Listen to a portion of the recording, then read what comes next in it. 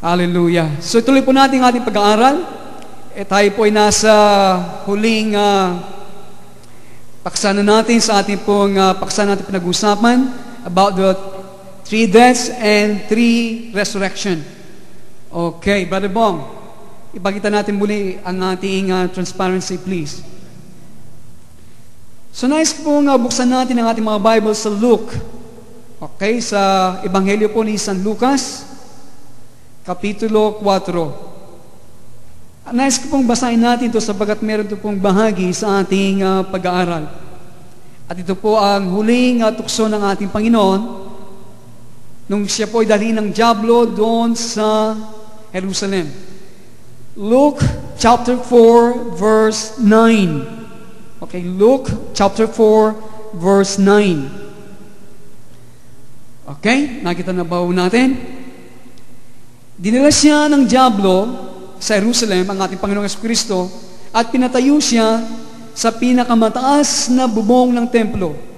Pagkatapos sinabi sa kanya, kung ikaw ang anak ng Diyos, magpatihulog ka, sapagkat sinasabi ng kasulatan, utusan niya ang mga anghel na iingatan ka at dadalhin ka nila sa kanilang dadalhin kanilang kamay upang huwag sumayad sa isamang bato ang iyong paa.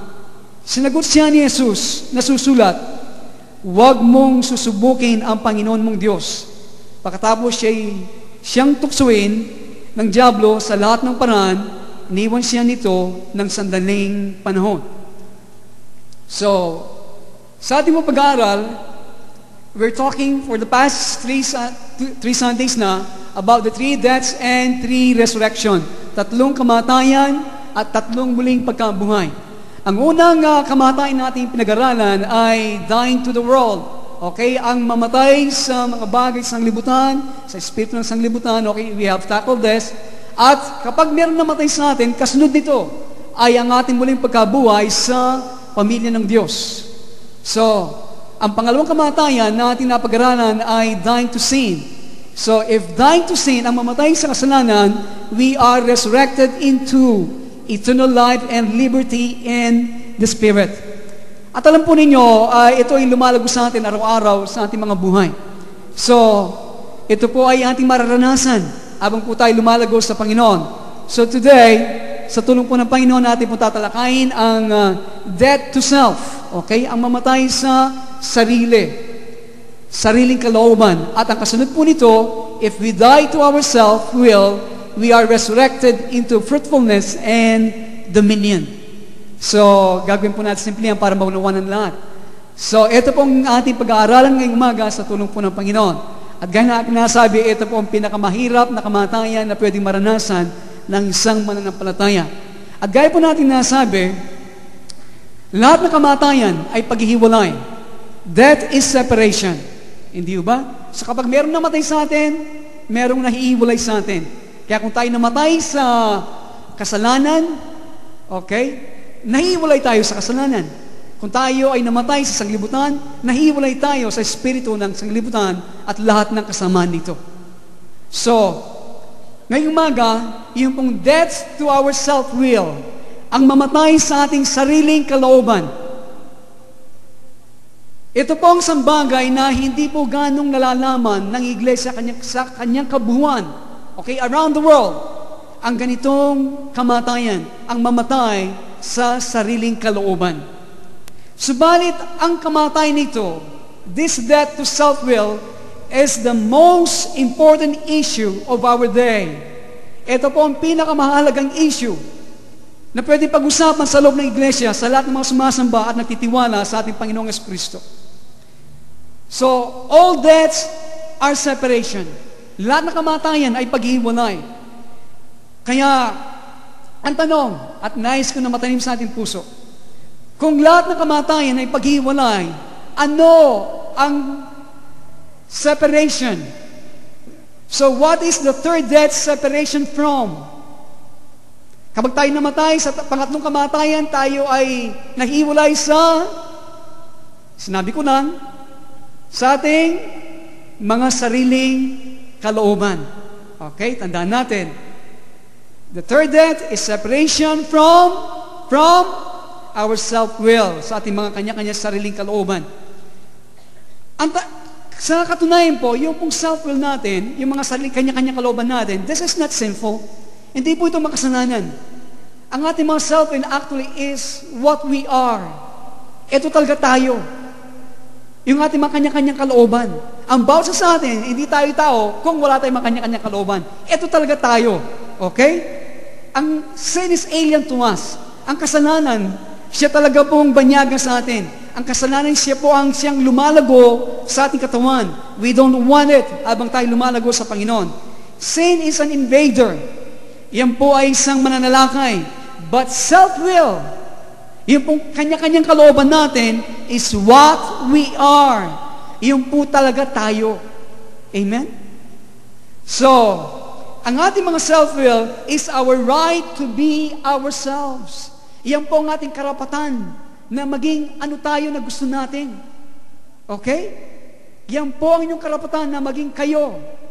That is our self-will. It's our right to be an individual. Yan po ang ating karapatan para maging individual. So, alam niyo po yung self-will na yan, that is a big song in America. Yan po sa malaking awit sa Amerika, it is a hot stuff. Sabagat sinasabi po doon, be your own thing. Sinasabi nila, do your own thing. Maging ano ka sa gusto mo, na nais mo sa iyong sarili. Gawin mo yung nais mo. That is the root of democracy. Okay? Yung self-will. Actually po, yung form of government na gusto ng Panginoon, it is not democracy. It is monarchy. It is ruled by a king, a righteous and holy king. And that is the Lord Jesus Christ. Amen? Sa Invictus na lamang yung pong mga poem na ating nire-recite sa ating literature. I am the master of my faith. I am the captain of my soul. Hindi ba? Sa Invictus, that is self-will. Ako ang Panginoon ng aking kapalaran. Ako ang kapitan ng aking kaluluwa. That's purely democratic thing. Okay? In the highest ideal. The reason po, sa Amerika, mga tao po ay kinatatakutan po nila at hindi po sila nagtitiwala sa mga cults, okay? Ay dahil po kapag ang mga tao ay napabilang sa mga kulto, mga grupong ito, mga samahan ng mga religious organization, ang nangyayari po, ang mga tao inilalagay nilang voluntaryo ang kanilang mga sarili sa ilalim po ng mga leader. And sinabi nila, hindi po dapat mangyari yon. Dapat ikaw ang mag-control sa iyong sarili. Yun po ang malaking sigaw sa Amerika. Dapat ikaw ang mag-control sa iyong sarili. So if you are dealing with this third and most important of the three death, kaya nga din po tayo nakikitungo sa pangatlo at pinakamahalagang sa tatlong kamatayan na ito, tayo po ay nakikitungo sa isang bagay na karaniwan na ang mga tao ay hindi nila kinikilalang kasalanan. Okay? Karaniwan, ordinarily, they don't recognize this as sin. Na ito ay hindi isang kasalanan. Sinasabi nila, I have the right to be me. Merong karapatan na maging ako. Wala kang karapatan, ako ito eh. Okay? Now, which the three temptations of Christ illustrate this. Gaya ng ating binasa. Ilan po sa mga tukso ni Kristo na inilalarawan po ito na ating pinag-aaralan ng umaga. Isa na lang po ang hindi natin natalakay, di ba? Yung binasa natin kanina, kung saan ang diablo ay dinala ng ating Panginoong Jesucristo doon sa gable. Alam ba natin gable ng temple? Yun po ang kabalyete ng templo. Yun po ang taluktok ng templo. Kung saan po ay dinala ng diablo ang ating Panginoong Jesucristo. Ito po ang larawan ng pangatlong tukso nito na sinabi ng diablo sa ating Panginoon, jump off in the pinnacle. Magpatihulog ka diyan sa taluktok ng templo. Ang templo po ay napakataas na kalagayan, very high, overlooking the Kidron Valley. So, and there was Jesus perched up in that gable. So, dito po inalalarawan ang pangatlong tukso o ang pangatlong kamatayan na ito, ang self-will, sa buhay po ng ating Panginoon. Nandiyan ba kayo?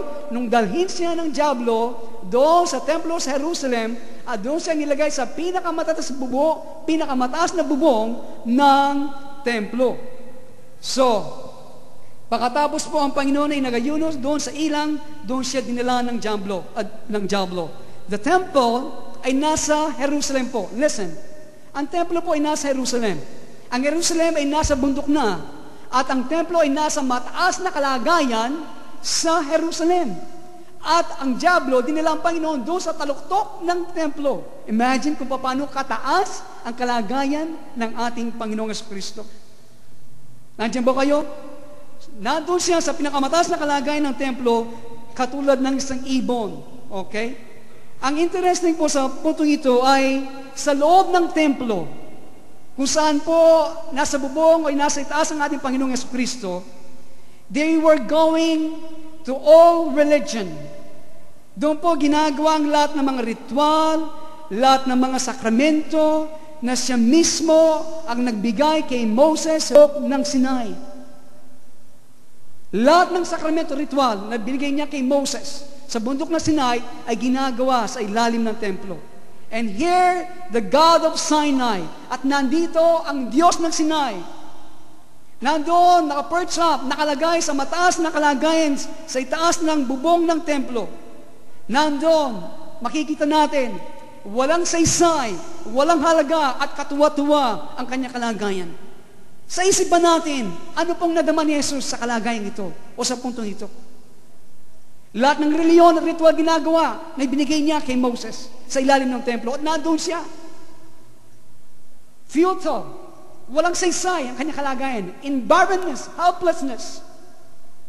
The King of Glory, ang hari ng kalwalatian. At nandito siya sa taas ng templo. Kakaibang kanyang kalagayan nung siya ay nagbigay ng kautusan, nung siya nasa bundok ng Sinai.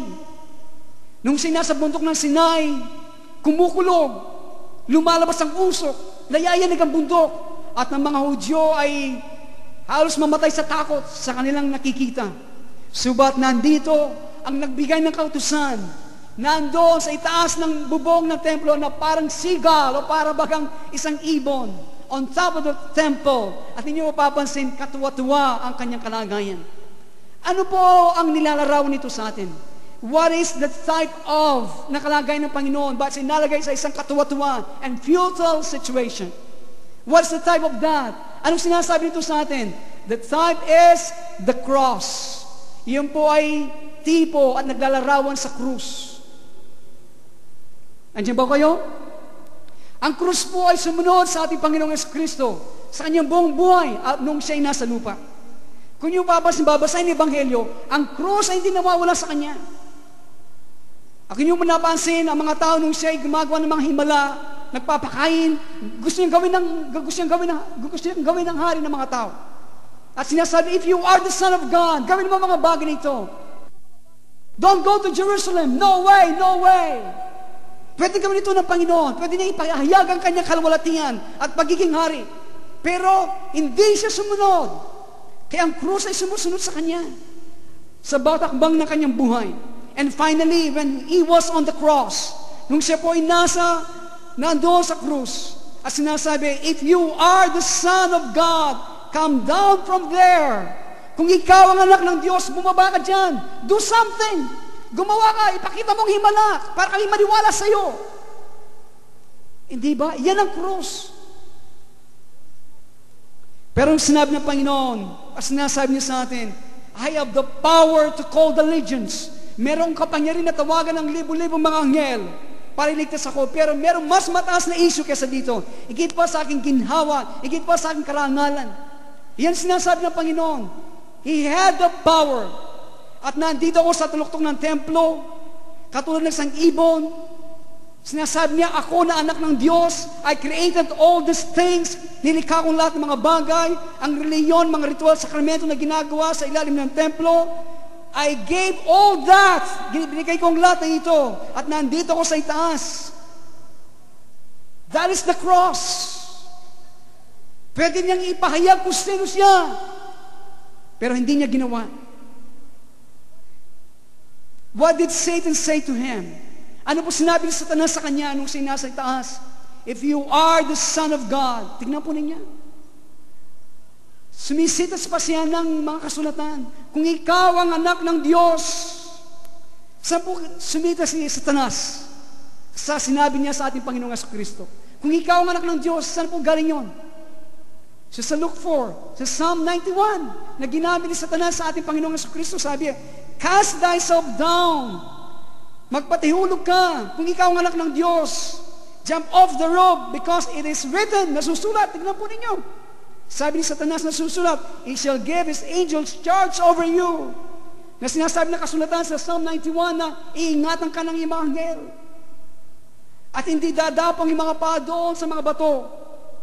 Now, the question is, put yourself in Jesus' place. Ilagay ninyo ang inyong mga sarili sa lugar ni Jesus. Alam po ninyo, listen, you're gonna be there. Kayong lahat. Kung kayo ang kamay ng Diyos ay nasa inyo, kung kayo ay tatawagin ng Diyos sa paglilingkod sa Kanya, malalagay kayo sa ganitong kalagayan ng Panginoon. You will be there if God has a ministry for you. At alam ko, ang basa sa atin ay mayroong ministeryo sa magagawa para sa Panginoon. You're gonna be there and you're gonna be put in a place of futility. Ilalagay ka ng Panginoon sa isang lugar na walang halaga, walang saysay, and you will not get what you want right now. At hindi mo makukuha ang yung gusto ngayon din. Like Joseph. Naalala ba natin si Joseph sa lumang tipan? Isa sa mga anak ni Jacob. He was put into prison, hindi ba? Siya po inalagay sa bilangguan. Joseph went to the three temptation. Si Joseph ay dumaan din sa tatlong tuksong ito, katulad ng ating Panginoong Jesucristo. First, he was put into the pit. Siya tinapon ng kanyang mga kapatid doon sa loob ng bilangguan o sa isang hukay, which represents security and survival na ating napag-aralan ng tukso, unang tukso ng ating Panginoon. And he was tested with sin. Hindi ba siya nasubok sa pamagitan o siya nasubok ng kasalanan nung po siya ay dinala at narating siya sa bahay ni Potiphar. Hindi ba tinukso siya ng kanyang asawa? At pangatlo, finally, in prison. Siya po ay nabilanggo. And when you pass the first test, listen, kung kayo'y sumusunod na masugid sa Panginoon, kapag nalampasan yung unang kamatayan, and death to the world, you will be put to the second one. Okay? Ikaw naman ay ilalagay ng Diyos sa pangalawa. And if you pass the second one, you're gonna be brought to the third one. And the most difficult, yung pong pangatlo, yung we must die to our self-will. Hindi ba? Sunod-sunod po yan na tayo mamamatay. At kapag tayo namatay sa pangatlo, yun pong pinakamahirap sapagkat hindi mo pwede i-cast out yan. Pwede bang i-cast out? Pwede bang tabuyin yung sarili mo sa iyong sarili? Andiyan ba kayo? So, when God put you in prison, kapag kayong itinilagay ng Diyos sa mga bilangguan, maging ito'y literal o maging ito'y spiritual, He lets the devil do it. Okay? Kapag kayo inilagay ng Diyos sa mga bilangguan natin ng ating buhay, paintulutan niya ang diablo na gawin ito sa atin. Sinabi po ni Pablo, there was a messenger of Satan. Sabi po ni Pablo ito na ating nalagad ng Diyos. Merong mensahero, merong sugo si Satanas. At nilagay niya si Pablo sa bilangguan sa pamagitan ng kanyang mata.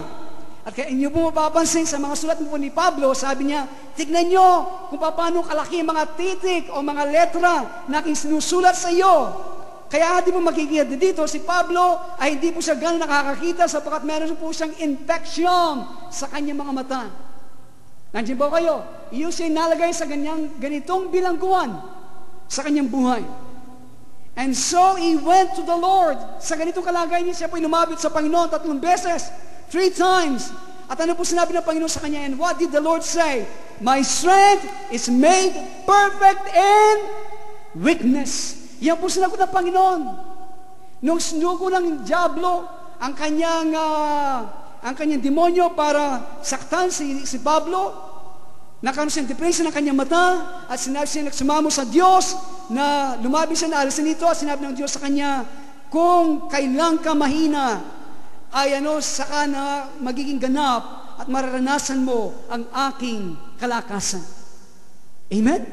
Kung saan ka mahina, doon mo ganap na mararanasan ang kanyang kalakasan. Even though it was Satan who did it, kahit na po si Satanas ang siyang gumawa nito, pero sa likuran ng lahat na ito ay ang Diyos. Amen? Sa mga unwed mothers, maraming mga bagay nangyari sa inyo. It was Satan who did this, Pero we don't know, sa mataas na panawagan ng Diyos sa inyo, God was behind it. Okay? We don't know. I don't know. Lahat ng patungkol sa inyo. Pero kung kayo magpatuloy sa Diyos, lahat ng mga bagay ay makakalakip sa inyong kabubuti. Amen? Sa ating lahat. And even though Satan put Jesus up on the temple, kahit na Satanas nilagay ang ating Panginoong Jesus doon sa itaas at taluktok ng templo, God was behind it. And you're in prison. Kayo ba nasa mga bilangguan ninyo? Sino ba nasa bilangguan ngayon? Panginoon, Pastor, wala po ako sa bilangguan, kaya nandito ako sa loob ng church eh. Hindi ba? Salamat. Si Brother Raul ay nakulong na din. Physical. Natulog na magdamag sa loob ng bilangguan. So, pero marami sa atin ay nasa kanya-kanyang bilangguan kung saan po tayo nilagay ng Diyos. In some place, okay, where you don't wanna be. Kung kayo nasa isang lugar na ayaw ninyo, nasa bilangguan po kayo. Nandiyan ba kayo? Kung nandiyan kayo sa isang relasyon na ayaw ninyo, sa isang lugar na ayaw ninyo, nasa bilangguan kayo ng Panginoon. Meron kayong talagang gustong-gusto na talagang you need it badly at hindi mo makuha, nasa bilangguan ka ng Panginoon. Ano kaya sigaw ng mga singles natin ngayong umaga? Nakita ko sa Eileen eh. Nandiyan ba kayo? Brother Bong, ano kayang bilangguan natin? So kung tayo po ay nasa bilangguan ng Panginoon, you got a choice. Listen. You got a choice. Kung ikaw meron nasa bilangguan ng Panginoon, ang bilangguan ng Panginoon, nasa lugar ka na ayaw mo. Okay? Nasa sitwasyon ka, nasa relasyon ka na ayaw mo. Meron kang gusto na hindi mo makuha-kuha, you need it badly, nasa bilangguan ka ng Panginoon. Now, kung ikaw ay nasa ganitong kalagayan, meron kang pagpipilian. Ito, you either gonna submit yourself to God or break God's laws. Magpapasahod ka sa bilangguan ng Panginoon, mananatili ka sa bilangguan ng Panginoon, o ikaw ay iyong lalabagin ang kautusan ng Diyos. Paano po yun? Tumakas ka sa bilangguan. Hindi ba? Kaya maraming tumatakas sa Muntinlupa, hinahanap ngayon. Kabilang ba kayo doon? Nandiyan ba kayo? So, kung tayo po ay lalabag sa kalooban ng Diyos, sa ating pagtakas sa mga bilangguan ng Diyos kung saan tayo nilagay, ang mangyayari po, you will lose your integrity. Mawawala mo ang iyong integridad. In order to get out of God's prison, you have to sacrifice your integrity. Kailangan mong sakripisyo ang iyong integridad. And very often po, you have to hurt people who have trust in you. Kadalasan po, kapag ikaw ay lalabag sa kautusan ng Diyos para makatakas lamang sa inyong bilangguan, ang mangyayari po, you will betray, lililangin mo, kadalasan at sasaktan mo ang mga taong nagtitiwala sa iyo. Kaya kung pipilitin po natin na gawing paraiso ang makasalanan at sinumpang sanglibutan ito, kadalasan po ang mangyayari, tayo po ay lalabag sa kautusan ng Diyos. Kapag ating gagawin, sapagkat po alam po ninyo, this earth is set up in such a way to prepare the rulers of God. Amen? Ang mga bagay po nangyayari sa ngayon, sa ating sa kasalukuyan, lahat ng mga bagay sinetap ng Panginoon para kanyang inihanda ang kanyang mamamahala sa kanyang kaharian na darating. Lahat ng mga bagay ay paghahanda sa inyong paghahari na kasama ng ating Panginoong Jesucristo. Amen? And to prepare a ruler, you have to destroy your self-will. Amen? Para tayo mamahalang kasama ni Kristo sa panahon na darating, sa kanyang kaharian, kailangan wasakin ng Panginoon ang mga kanya-kanyang mga kalooban natin. Okay? That's why it says, if we suffer with Him, we will rule with Him. Kung tayo po nagtiis, naghirap na kasama niya, tayo po mamamahala, maghaharing kasama niya, because God will not have a ruler who moves apart from God's perfect will. Yan pong dahilan. Hindi niya kailangan ng isang tao na mamamahalang kasama niya na gumagawa sa kanya-kanyang sariling kalooban at malayo sa ganap na kalooban ng Diyos sa kanyang buhay. Kaya ngayon, tayo ba'y nasa bilanggo ng Panginoon? Tayo ba'y nasa sentro kalooban ng Diyos? O tayo ay ating pinipilit na gawin ang ating kalooban? Kaya alam niyo po ano ang resulta ng mga digmaan ngayon sa kasalukuyan? Isang bansa, ipinipilit niya ang kanyang kalooban sa isang bansa. Isang tao ngayon, mga tao sa loob ng iglesia, nagsasabunutan dahil ipinipilit ang kalooban ng isa sa isang kalooban. Hindi ba? Etong gawin mo, etong gusto ko. Yan ang nangyayari. So, ang nice po ng Diyos, ang ating mga self-will na ito, ang ating mga kanya-kanyang kalooban, ito ay mawasak ng ating Panginoon. And so, He submit His future ruler as He did with Joseph. Okay? Kaya ang kanya pong gagawin, kanya pong ilalagay ang kanyang magiging mamamahalang ito, maghaharing kasama niya, katulad ni Joseph, sa loob ng bilangguan. Nandiyan ba kayo? Sa bilangguan, ang mangyayari, tayo mamamatay sa ating mga kanya-kanyang kalooban. Hindi ba? Sa bilangguan, hindi mo mapipilit ang iyong kalooban. Sabagat nakarehas ka eh. Hindi ba? Gusto mo lumabas, hindi ka makalabas eh. Kaya, salamat sa Diyos sa mga bilangguan. Meron kang gusto, hindi mo talaga makuha ngayon. Salamat sa Diyos. Amen? Nasa kalagayan ka na ayaw mo, salamat sa Diyos. Baka ang mangyari, gawin mo yung kalooban, puro kapalpakan ang mangyari. Kaya nandiyan ka muna, relax ka lang dyan, sabi ng Panginoon. Okay? So it says, kaya si Joseph po ay nilagay sa bilangguan, until his words came, sinasabi po ng Biblia. Noong po si Joseph nasa lumang tipan, ay nasa bilangguan ng Diyos. Ang nangyari hanggang dumating salita ng Panginoon. So ang nangyari po, the word of the Lord tried him. The word of the Lord tested him. Kaya ang salita po ng Diyos ay sinubok si Joseph. Ang ganito'y dumating sa kanya. How long I'm gonna be in this prison? Itong tanong ng marami. Pastor, Panginoon, hanggang kailan po ako mananatili sa aking bilangguan? Hindi ko na masikmura ang mukha ng taong ito. Hindi ko na masikmura ang ginawa nila sa akin. Panginoon, gustong gusto yon. Kailangan ko yon. Nakikita mo naman. Hanggang kailan? Let me tell you something.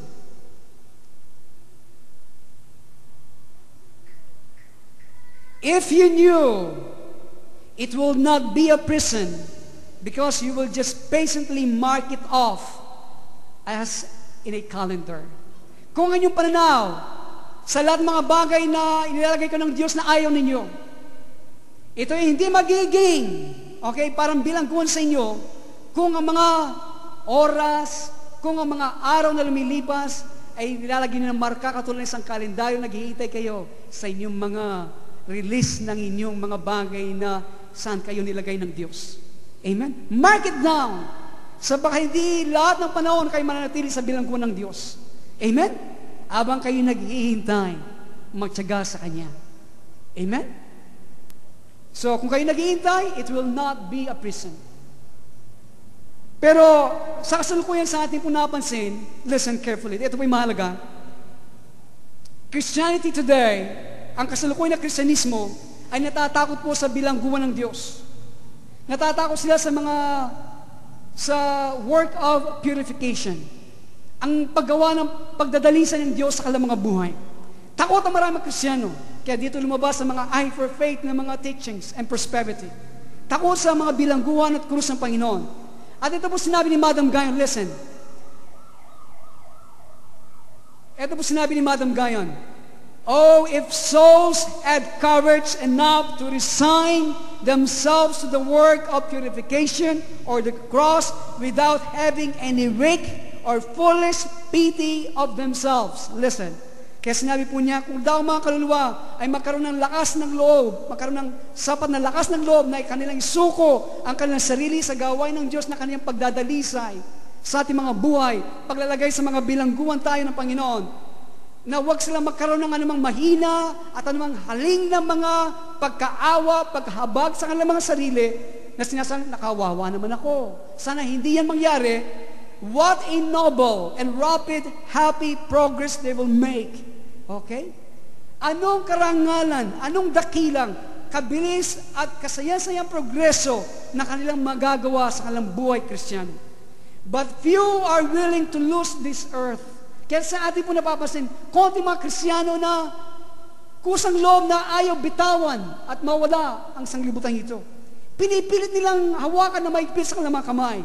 If they advance some steps as soon as the sea ruffled, they are dejected, they cast anchor and often desist from prosecution of the voyage. Ang ibig po sabihin niya, ang ilan naman, okay, nakasulungan na nga sila sa kanila pong buhay Kristiyano.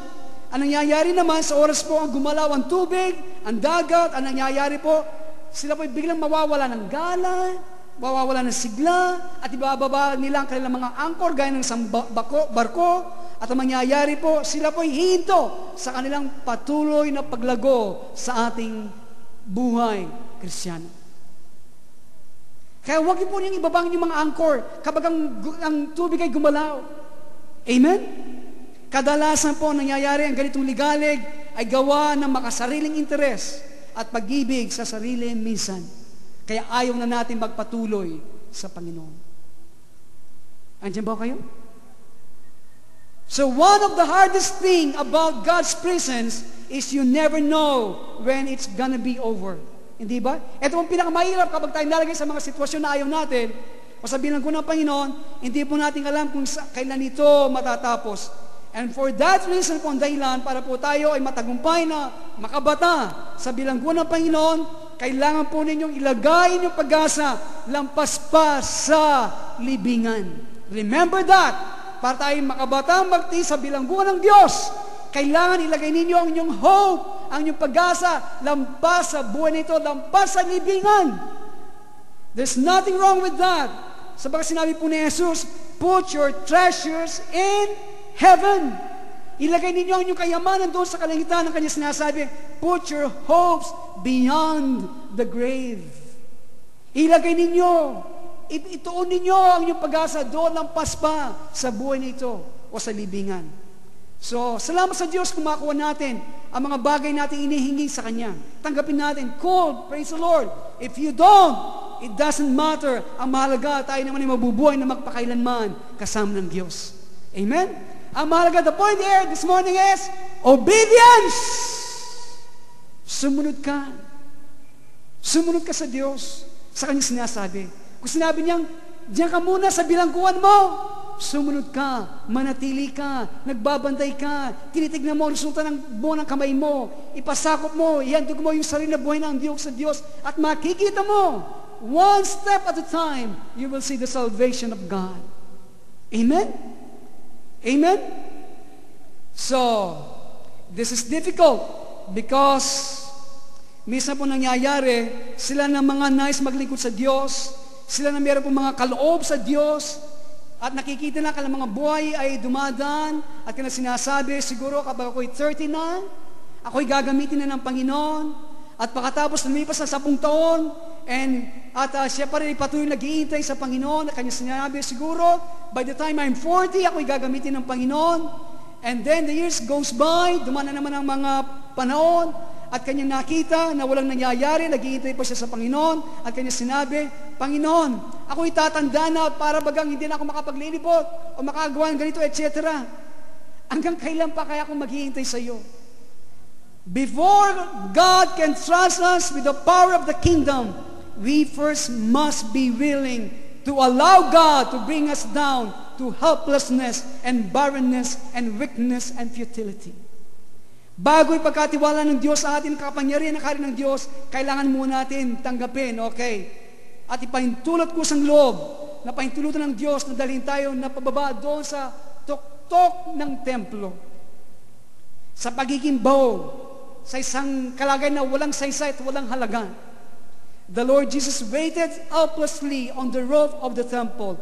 Are we willing for the Lord to bring us to the place where we look foolish and useless? Gusto ba natin yon na ang Diyos ay dalhin tayo sa ganitong kalagayan?